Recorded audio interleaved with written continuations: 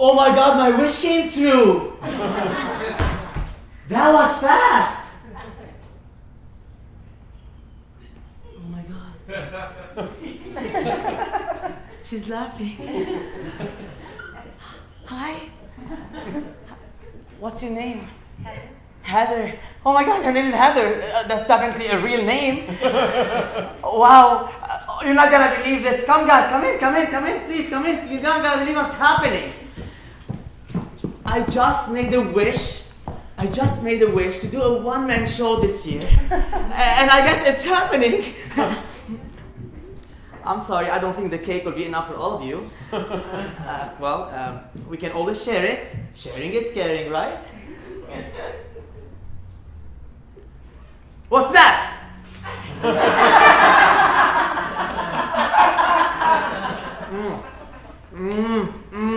So good. One second. I deserve this cake. I'm now 33. I survived 3 wars in Lebanon. And here I am celebrating my 33rd birthday in one piece. 33, the age of the Christ.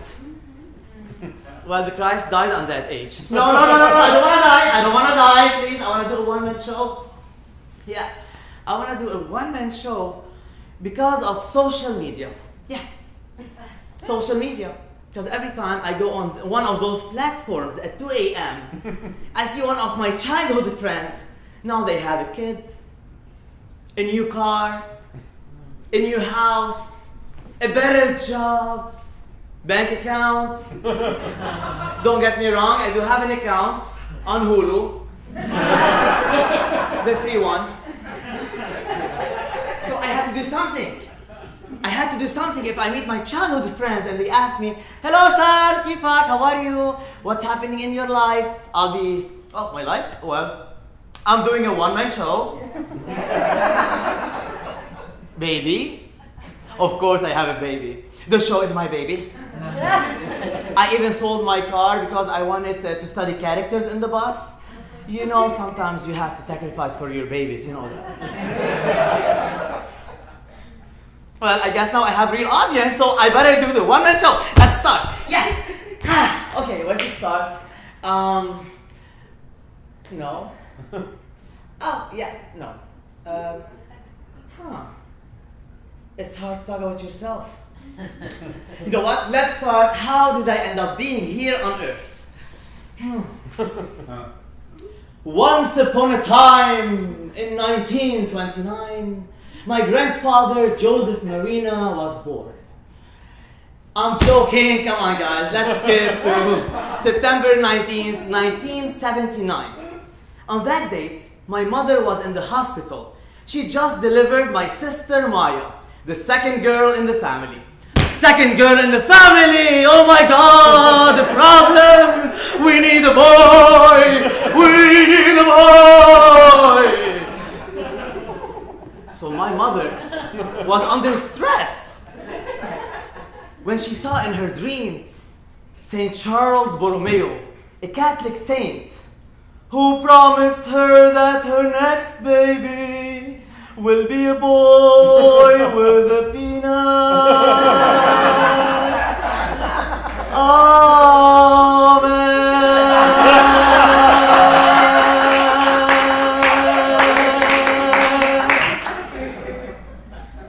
So she was happy and she decided to name him Charles. Gucci goo. Gucci, Gucci, Gucci, Gucci, Gucci, Gucci, goo. It's kind of the story of the Christ. Well, if you look at St. Charles Borromeo's picture, which I always have in my pocket because he gave me a penis, we both have a big nose.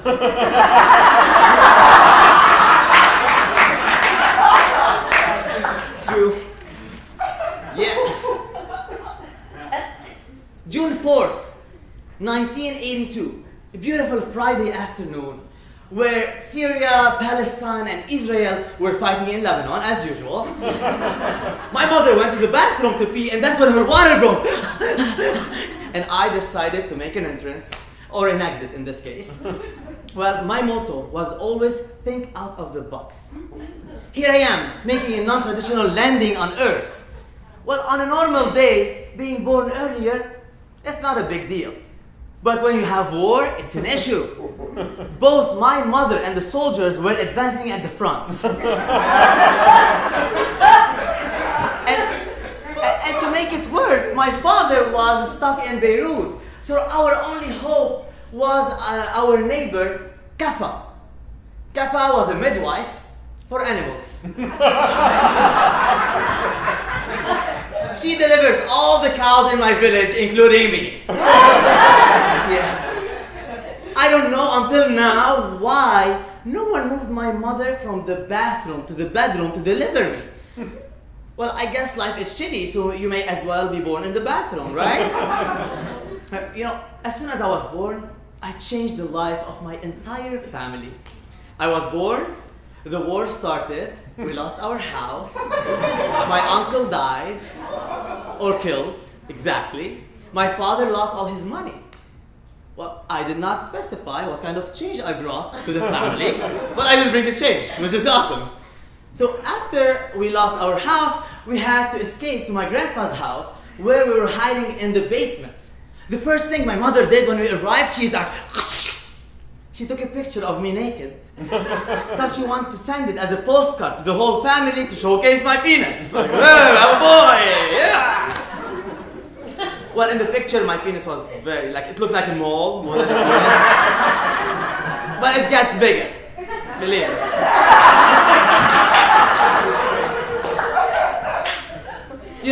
In that basement, 20 other people were hiding with us. And they were risking their lives because of me. I wasn't a very calm baby.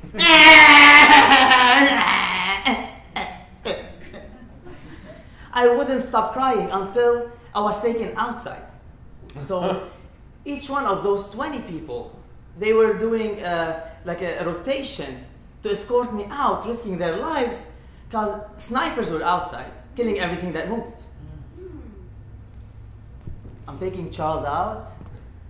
If I don't make it, tell him that I love him.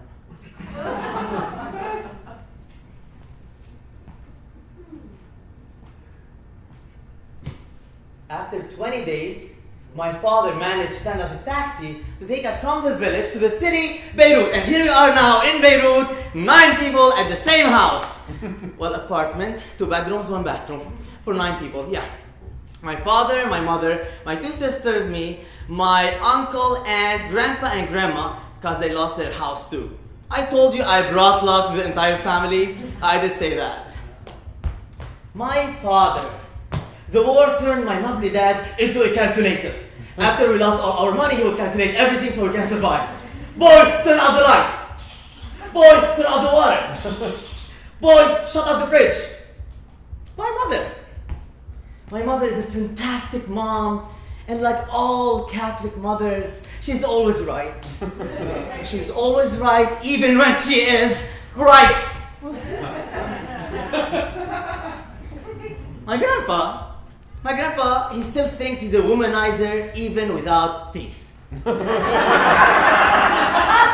He taught me a lot of life lessons. Okay, so you drop the pen on the floor in class on purpose, next to your teacher. So when you pick it up, you can see her underwear.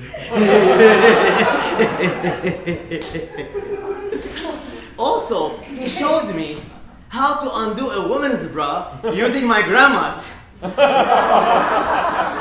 Grandma. Your typical Lebanese grandma. Big glasses, big heart, big mouth, no secrets whatsoever. Grandma, my friend who's coming now for lunch just divorced his wife. Don't say a thing. What I say? I say something? I don't say anything. I don't say something.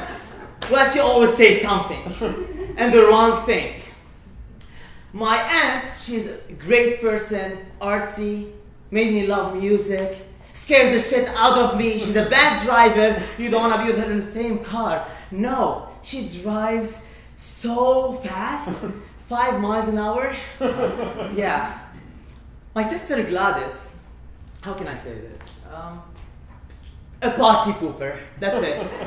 Always have the sad face, keep reminding everyone there is war. We will be happy celebrating something. You know there is war. I may die. My sister Maya, aka, did you wash your hands? Did you wash your hands? Did you wash your hands? Yes, you got it. OCD. She loves cleaning. She takes 5 to 6 to 7 showers a day. Did I mention we're 9 people for 1 bathroom? Because of my sister Maya, when I have my own house, I'm gonna have a bathroom in each room. A bathroom in the kitchen.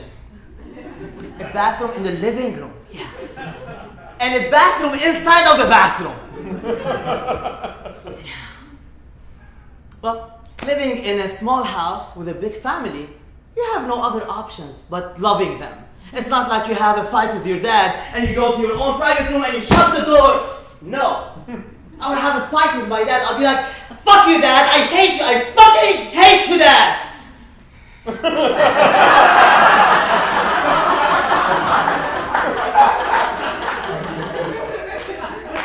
Can you slide a little bit on the sofa? I want to watch TV with you.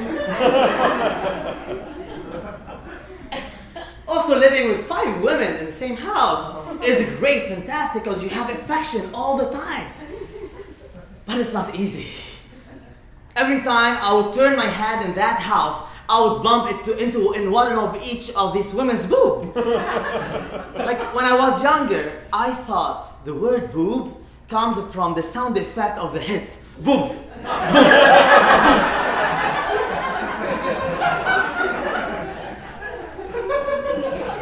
And whenever I go to the bedroom, I see one of these women with no bra. Like one time I was playing James Bond. I was a kid and I go to the bedroom. I'm like, I saw all 5 women standing in front of me with no bras. From my youngest sister with her strong boob, like a melon. So my grandma with her soggy one. And when my mother explained for me that that's what happened to our bodies, the evolution of the body, I got traumatized. I'm like, no, I don't want that to happen to this. No fun. I couldn't have any private moment in that house. Well, I did not need the privacy until I was 12.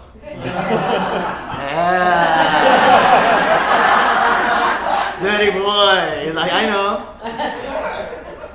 Masturbation. It was something out of this world, I'm discovering. But how can I do it if you feel you are living in China? The only place was the bathroom. So I start using the excuse that I have to study in the bathroom because it's the only place I can concentrate. One time I was so horny. I go to the bathroom, I sit down to study. After 10 minutes, my dad knocks at the door. Hurry up, boy! I need to pee. I'm studying, Dad! He goes away, so I continue my studies for the next half hour. And that's when my father came back. He knocked and knocked again and again and again and again and again. I'm studying, Dad, geography! And he managed to open the door.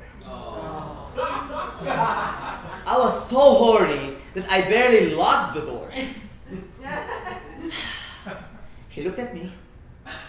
Then he looked down to my Empire State Building that I was trying to cover with the shirt of my Catholic school uniform. Then he looks back at me and he said, well, that's a hell of a long chapter, son. February 12, 1989, the Second War started. This time on the same day of my first communion. And this time it was between the Syrian army and the Lebanese army. We came back from church to celebrate my communion, and that's when the bombing started. At the beginning, I thought it was fireworks for my communion. I was so excited. No, it was war. Again. But this time, I remember all the details. Because I was older. Because the first war, I was still a kid. I remember what my family told me. I didn't enjoy it that much. You know what I mean? It's like when you go to Disneyland when you're 2 years old and you don't enjoy it that much because you don't remember that much. Then you go later and you're like, oh my god, Disney is great. It's awesome. That's the same thing. Yes, Hazard. Yes, the same thing. Have you been to Disneyland, Hazard? Yes, I've been to war. 3 times. You should come to Lebanon. We have a great ride. Straight to heaven. We had to escape our apartment and we were hiding at the neighbor's bathroom below us. We were 18 people in one bathroom, plus the cake of my communion in the middle. In that bathroom, I discovered that I have misophonia. Misophonia is literally hatred of sound. Misophonia is a rarely diagnosed neuropsychiatric disorder in which negative emotions like hatred, flight, anger are triggered by specific sounds. In my case, I cannot stand any small, tiny, repetitive sounds like snoring, whispering, and popping a gum. In that bathroom, one of the neighbors hiding with us. I heard that.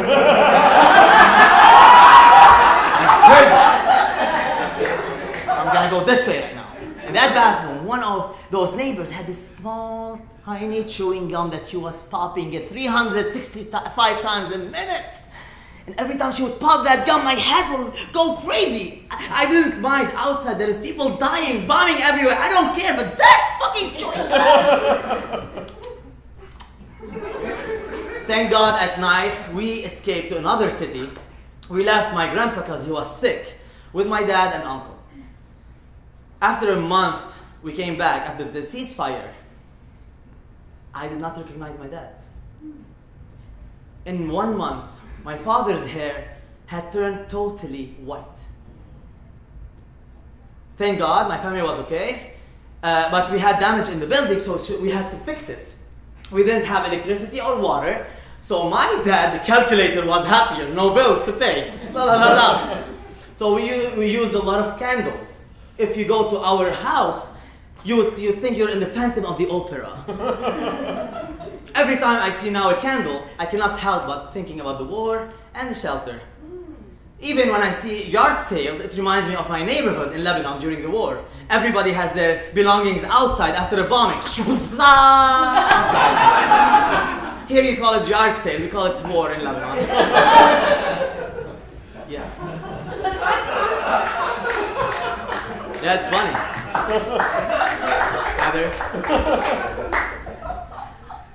Because of the war, my mom was so scared for us. She didn't allow us to go out of the neighborhood to do any activities. So the only activity we were allowed to do is waking up in the morning after a long night of bombing and check which houses got destroyed. Oh my God! Look at George's house! They lost their balcony.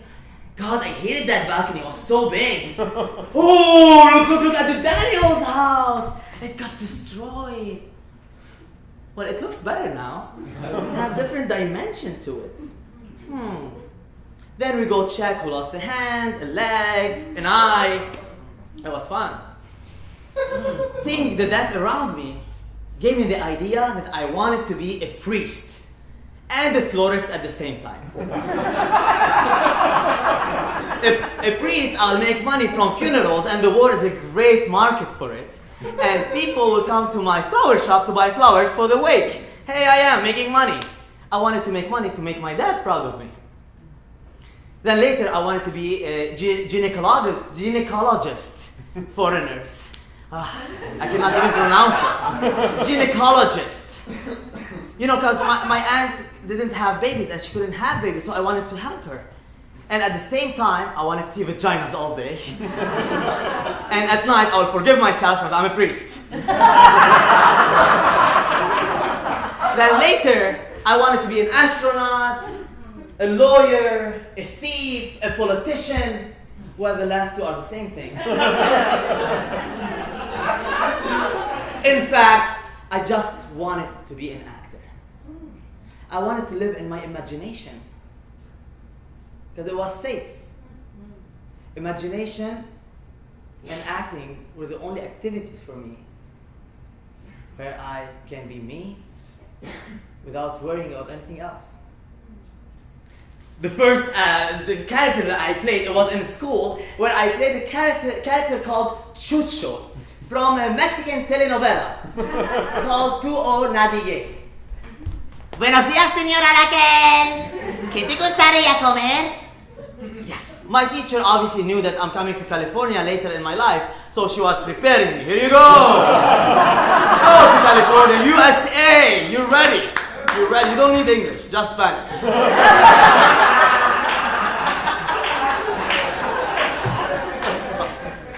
I couldn't escape reality that much because the third war now started in 1996, and it was between Israel and Hezbollah this time. And this time, I did not lose my house.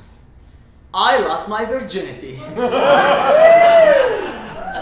On a glorious day of March 4th, 3 weeks before Easter, my mom woke up and she told me, Charles, today you go to the brothel to lose your virginity with your uncle. I didn't realize we have a tradition in the family where the uncle takes the nephew to pop his cherry. The tradition started when my uncle was my age. He survived the bomb, so his uncle took him to a brothel to make sure that his penis is still working. So here I am now. I'm 14. We have war. So I'm eligible to fuck a whore. I was happy. I'm like, finally it's happening after 2 years of watching porn. And let me tell you, watching porn back in the days, it's not like now. You have like a 3D TV with the 3D glasses and you feel you're inside the bed and you're like, whoa! No. I had a small black and white TV in the middle of the living room. Behind me, my grandma, big glasses, big heart, big mouth, sleeping and snoring and farting.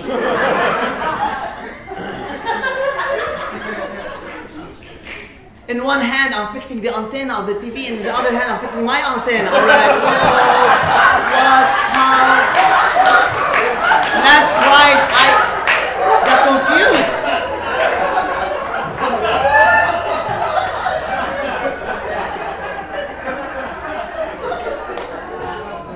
So finally it's gonna happen. Finally I'm gonna kiss, I'm gonna touch a beautiful, blonde, tall Russian girl. The reason I said Russian, because most of the prostitutes in Lebanon are Russians or Romanians. For some reason, I don't know, we have a great taste in Lebanon, I don't know what's happening.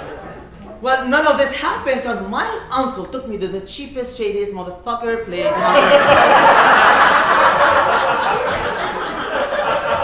And they had local prostitutes. Hair. And so, before we entered, he took me on the side. He's like, listen, son. Listen. You don't want to kiss her. You don't want to lick her. You don't want to touch her, okay? All you do, you put it in, you put it out.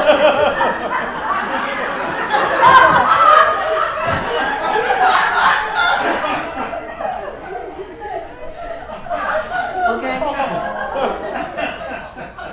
And we entered. As soon as we entered, he went straight to the bar and he pointed at the lady behind the bar. I couldn't see her face because the bar was high and I'm short. Then when she approached, I saw a beautiful brunette lady in her mid-30s. She had a beautiful, innocent face. And as soon as I saw that face, I'm like, I had to ask her, how did you end up being here? Are you happy? Did anyone force you to have sex? Well, the trail of my questions got interrupted by my uncle's questions. How wide do you open? Uh-huh. Are you tight? Okay. You swallow? And she was answering all the questions in a very professional way. It felt like an interview through LinkedIn. My uncle Pay, and you know, I did not know her name, but I'm gonna call her Laura because she looked like a Laura for me, and I love the name, so I'm gonna call her Laura. So my uncle paid for Laura, then he got a shot of whiskey, then we were escorted by the bouncer across the street, where we ended up being in front of a deserted warehouse. The bouncer gave us 2 condoms, and he opened the door. As soon as I entered, I smelled the detergent in the air. And then I see rooms all over. I can look through the cracks what's happening inside. And we arrived at the room. My uncle waited outside. We will go in, small dark room with a red light in the middle. Laura took off her coat and she went to the army bed in the middle. She sat on the edge. Then she pulled my hand toward her. She lifted her skirt. She wasn't wearing an underwear. Then, zip, and start massaging my ding dong. At this moment, I'm already traumatized. All I can hear is the squeezing sound of the bed synchronized with her hand gesture.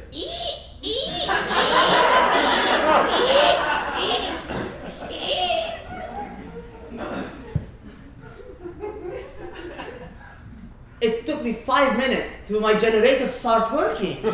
And when that happened, I hear knocking at the door. It's the bouncer. You still have 2 minutes. What? 2 minutes? Well, no one told me I have 7 minutes to finish the job.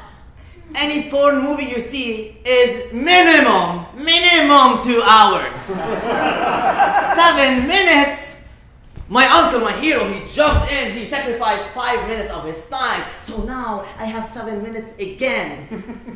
And now I start asking all the questions that I was gonna ask to Laura to myself. How did I end up being here? Did anyone force me to have sex? Am I happy? And that's when my big head was interrupted by my small head. My penis was upset. He was like, what the fuck, man? What the fuck? You've been waiting for this moment all your life and now you're gonna go philosophical on me? Cut the crap and do it. It was one of those moments in the movies when the hero is losing. He's on the floor, blood all over him. Then he sees a montage of his beloved ones telling him, you can do it, you can do it, you can do it. So he gathers his energy, he stands up, and then he punches the enemy in the face and he knocks him out or down. That's what happened to me. I saw a montage of my mother telling me, you can do it, you can do it. I saw my friends in the neighborhood trusting me. My right hand telling me, please give me a break, give me a break. And then my penis telling me, do it, do it, do it. And that's when I put my sausage in her bun and bam! Whoa.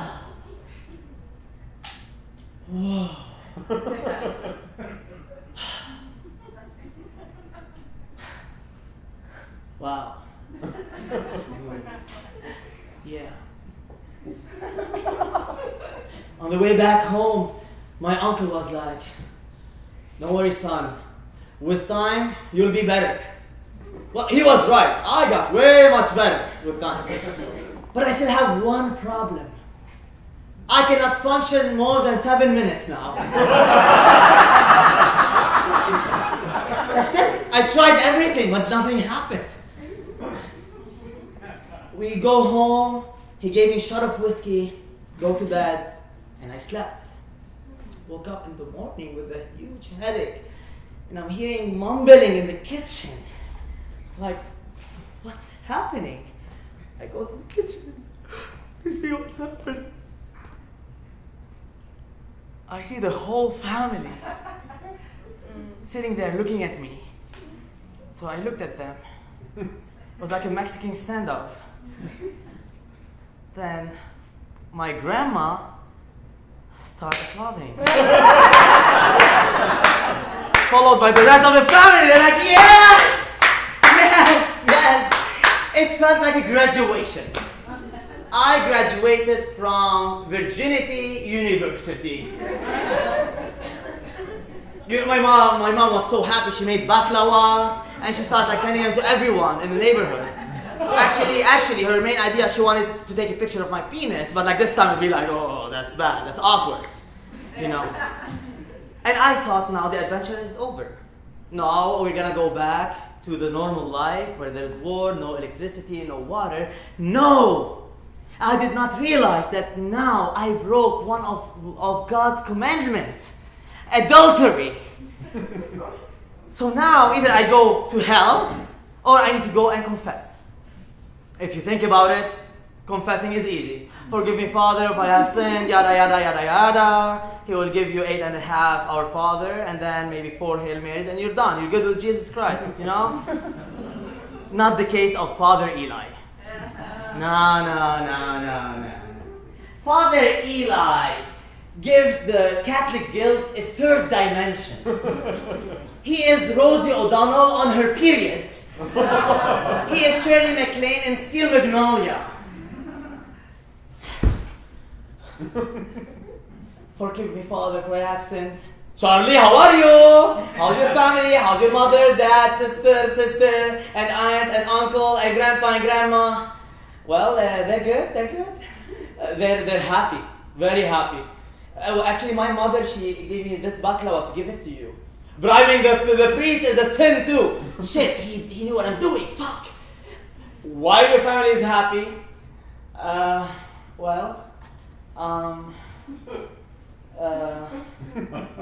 I told him everything. I was like, fuck it. If I'm gonna go to hell, let it be. At least all the prostitutes are in hell. And besides, I'm not scared of hell.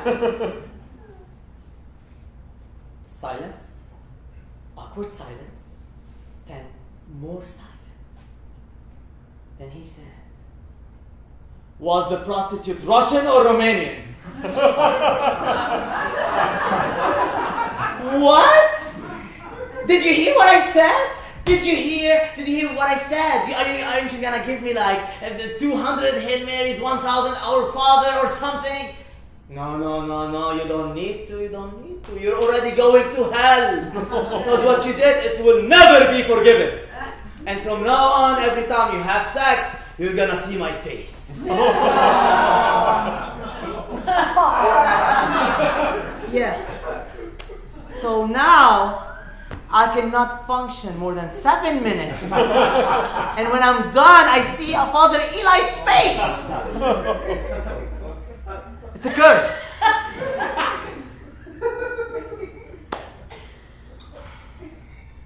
By the age of 14, I knew 2 things for sure. I'm going to be an actor. And I'm going to hell. But my family were very supportive of my choices being an actor. So after high school, I went straight to the Lebanese university where I studied acting for film, TV, and theater. And also the neighbors, the people in my neighborhood, they were so supportive of my choices to be an actor. Actually, my first fan was my friend and neighbor Sarah. Sarah has a grocery store in the middle of the neighborhood. And every day I'll be going to my university. She would look at me and she's like, go get them, Humphrey Bogart. Yeah, me, Humphrey Bogart. She's referring to me. And then on the way back at night, she would be like, did you take your Oscar? On June 7th, 2004, I graduated from my university. I was so excited and happy. I came back to celebrate with all my family and the neighbors and then tell them what's happening, to discover that my friend Sarah got killed on the same day. Someone tried to steal her place and killed her. 4 years of studying the art of emotions didn't affect me as much as the death of this incredible friend. I don't know why I felt it this time more than ever. There was like the biggest dramatic event in my life. Maybe because I'm older now, because when we were kids, we are not scared of death. Or maybe she was dead not during the war. Because during the war, it's part of the game. Either you live or you die. But she didn't die during the war. I always wanted to leave Lebanon and come to Los Angeles. But after the death of my friend, that idea became stronger. I'm like, I may die at any time. I have to do it. I have to do it. And that's when my internal struggle started. What the fuck is happening to you, man? What's happening? Are you okay? Like, you have your own TV show. You're making money. Soon you'll be famous. You want to leave all this to go to Los Angeles? And what? Wait for another war to start? And destroy everything that I worked for and settle for an office job? Do like my father did and lose 3 houses, his money, and his black hair? It's been 10 years without war. It's gonna happen. And what about your family? Do you think about your family?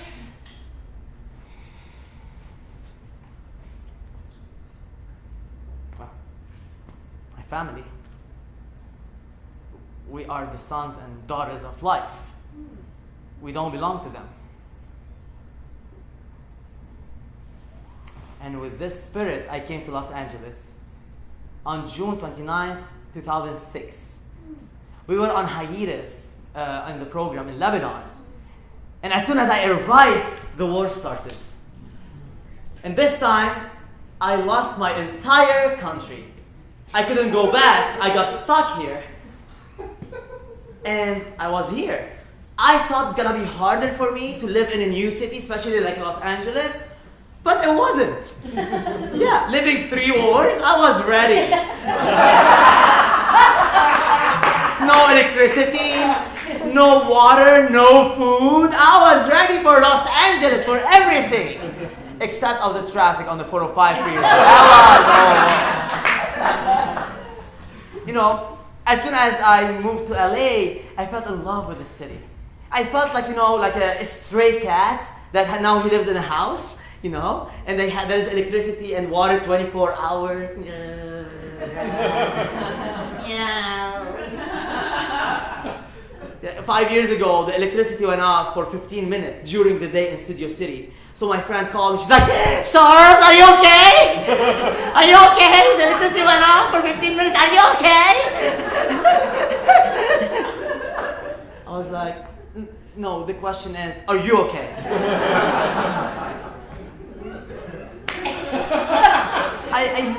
I blended in with Los Angeles as soon as I came, but I did not feel connected to it until I started going to a shrink. Now I'm living the American dream. Working my ass off, paying my taxes, laying down on the couch at the shrink. Yeah. On that couch, I discovered that my childhood tic, which is this, it wasn't a tic. It was a Tourette syndrome. And that's not the only thing I do. I do this. I do this. I do this. This is my favorite. I do this. I do this. So when you put the whole thing together, it looks something like this.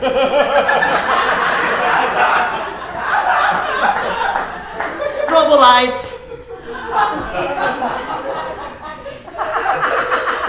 When I discovered that I have Tourette syndrome, I was happy. Because all my life I had my friends and family yelling at me, saying like, this is a bad habit, stop it. That's a bad habit, stop it. So now when someone tells me that's a bad habit, I'm like, oh no. This is not a habit. I have Tourette syndrome. And they feel so bad and sorry, and I love to see those faces, Oh my God, I'm so sorry. My dog has the same thing. And his name is Charlie too. that's not the only thing that I cannot control in my life. I cannot control my acting career. Am I gonna get the audition? I got the audition. Am I gonna get the callback? I got the callback. Oh, I'm on hold. Will the network and the studio will like me? Oh my God. Hello, Charles, you got the job. But can you lose the accent? You booked me for a French guy with a thick accent. When that happened in my life, when I feel that I'm not in control, I go to the only thing that I know and I was taught to do when I was younger. Sex. Sex, yes! And when I'm in that phase, everything would work. A pie, a melon, a tree, a goat. I'm Middle Eastern, so hey, I am allowed to do that. Sex gives me power, control, because I can control the time when I'm gonna come. You know what? Who am I kidding? I cannot control anything. I cannot. Like, look at my life. I was born in the toilet. I lived 3 wars. I had no control. I lost people in my life. I didn't have any control. I lost my virginity. No control. I came to the US to follow my life. But at the same time, I cannot control to have my family and me together here. You know what? I don't want control. I just want to live. I want to live and enjoy my life and love. Let's do this. Let's make a wish. All of us. Let's make a wish for life. And fuck control. Isn't it weird that in order to make the wish come true, we have to lose the light? If we cannot get everything that we want in our life, we have to sacrifice for life.